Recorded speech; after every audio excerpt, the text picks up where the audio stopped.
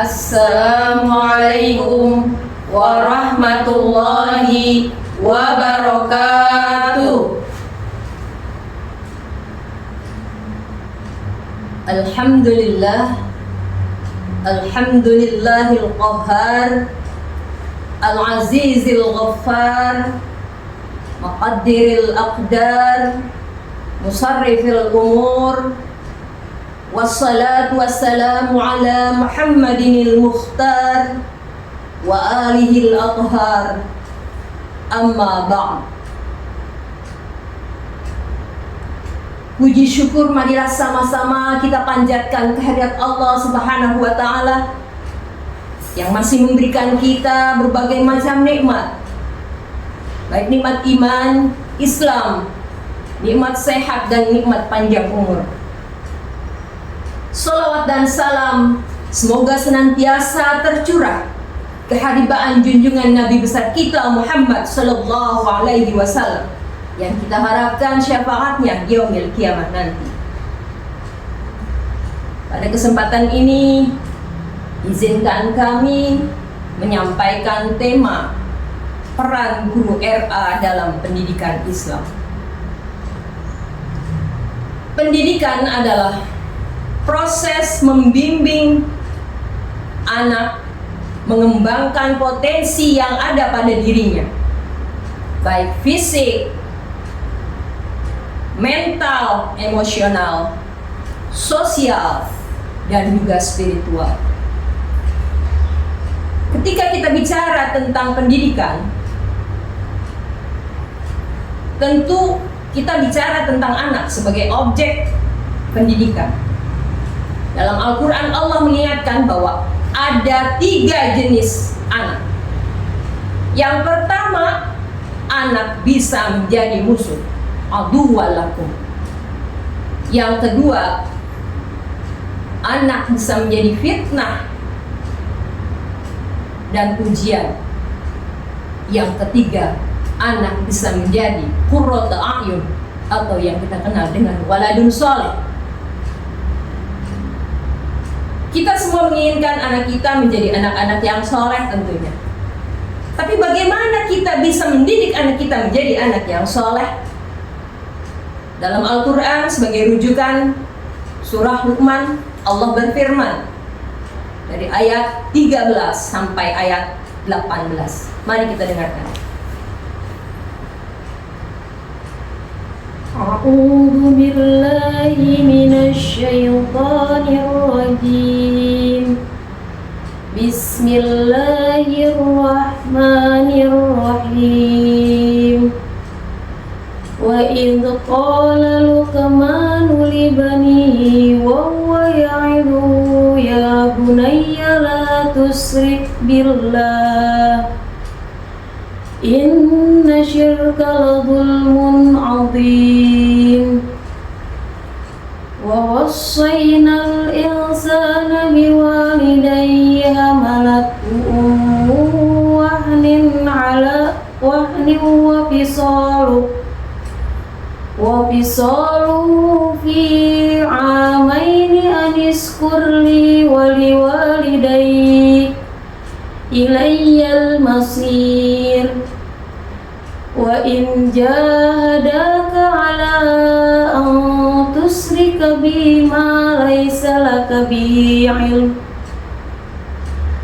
fala tuti'huma wa sahibhuma fid dunya ma'rufa wattabi' sabila man anaba ilayhi summa ilayya marji'ukum fa unabbi'ukum bima kuntum ta'malun. Ya bunayya innaha ya'taku mithqala habbatin min khardalin fatakun fi sakhratin aw fis samawati aw fil ardi ya'ti biha Allah innallaha latifun khabir. Ya bunayya aqimis salata wa'mur وانه عن المنكر واصبر على ما أصابك إن ذلك من عزم الأمور ولا تصعر خدك للناس ولا تمش في الأرض مرحا إن الله لا يحب كل مختال فخور صدق الله العظيم. Aku berlindung kepada Allah dari godaan syaitan yang terkutuk dengan menyebut nama Allah yang Maha Pengasih lagi Maha Penyayang. Ingatlah ketika Luqman berkata kepada anaknya saat ia menasihatinya, "Wahai anakku, janganlah persekutukan Allah. Sesungguhnya mempersekutukan Allah itu benar-benar kezaliman yang besar. Dan kami perintahkan kepada manusia, berbuat baiklah kepada kedua ibu bapaknya. Ibunya telah mengandungnya dalam keadaan lemah yang bertambah-tambah dan menyapihnya dalam 2 tahun. Bersyukurlah kepadaku dan kepada kedua orang tuamu. Hanya kepadakulah kembalimu. Dan jika keduanya memaksamu untuk mempersekutukan aku dengan sesuatu yang engkau tidak mempunyai ilmu tentang itu, maka janganlah engkau mentaati keduanya. Dan pergaulilah keduanya di dunia dengan baik. Dan ikutilah jalan orang yang kembali kepadaku. Kemudian hanya kepadamu tempat kembalimu. Maka akan aku beritahu kepadamu apakah yang telah kamu kerjakan." Luqman berkata, "Wahai anakku, sungguh jika ada suatu perbuatan sebesar biji sawi dan berada dalam batu atau langit atau di bumi, niscaya Allah memberinya balasan. Sesungguhnya Allah Maha Halus. Wahai anakku, laksanakanlah sholat, suruhlah manusia berbuat yang ma'ruf dan mencegah mereka dari munkar, dan bersabarlah terhadap apa yang menimpamu. Sesungguhnya yang demikian itu termasuk perkara yang penting. Dan janganlah kamu memalingkan wajah dari manusia karena sombong. Dan janganlah berjalan di muka bumi ini dengan angkuh. Sesungguhnya Allah tidak menyukai orang-orang yang sombong dan membanggakan diri. Maha benar Allah dengan segala firman-Nya." Dalam surah Luqman ayat 13 sampai 18 yang kita bisa ambil pelajaran. Yang pertama adalah pendidikan keimanan. Yang pertama yang harus kita ajarkan kepada anak-anak kita adalah keimanan, beriman kepada Allah, menyembah Allah, wa'budullaha wa la tusyriku bihi syai'a, tidak menyekutukannya dengan segala apapun, karena perbuatan syirik adalah perbuatan dosa yang sangat besar. Menghadirkan Allah dalam setiap aktivitas hidup kita sehari-hari. Kita ajarkan anak kita dari mulai bangun tidur sampai mereka tidur kembali, menghadirkan Allah dalam semua aktivitasnya. Jika mereka makan, kita ajarkan mereka untuk berdoa kepada Allah. Selesai makan, kita ajarkan mereka untuk berdoa kepada Allah. Begitulah bagaimana kita mengajarkan pendidikan keimanan kepada anak kita. Kemudian yang termasuk dalam pendidikan keimanan yang kedua adalah wa'mur bis shalah. ajarkan anak-anakmu untuk mendirikan sholat. Karena kata Nabi, awwalu ma yuhasabu bihil abdu yaumal qiyamah as-sholat. Bahwa amal perbuatan yang pertama kali ditanya di akhirat nanti adalah sholat.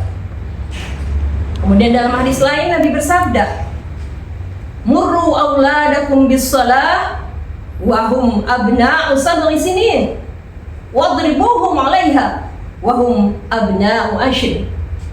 Ajarkan anak-anakmu ketika mereka berumur 7 tahun.